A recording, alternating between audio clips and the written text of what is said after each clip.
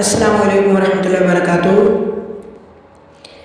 मुसीबत के वक्त की दुआ, ला इलाहा इल्ला अंत सुब्हानका इन्नी कुन्तु मिनज़ ज़ालिमीन। तेरे सिवा कोई माबूद नहीं, तो पाक है, यकीनन मैं ज़ालिमों में से हूँ। ये दुआ हज़रत यूनुस अलैहिस्सलाम ने मांगी थी। अल्लाहुम्मा इन्नी अस्अलुका या अल्लाह बिअन्नकल वाहिदुल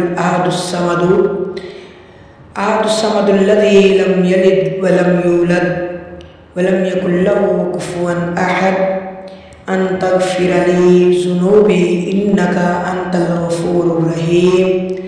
अल्लाह, मैं तुझसे सवाल करता हूँ अल्लाह, इसलिए कि तू वाहिद है, यकता है, ऐसा बेनियाज है जिसकी कोई औलाद नहीं है और ना वो किसी की औलाद है और ना उसका कोई हम पल्ला है। मैं सवाल करता हूँ कि तू मेरे गुनाह बख्श दे, यकीनन तू बहुत ज़्यादा बख्शने वाला बड़ा मेहरबान है। अल्लाह हम सब के गुनाहों को मुआफ़ कर दे। आमीन।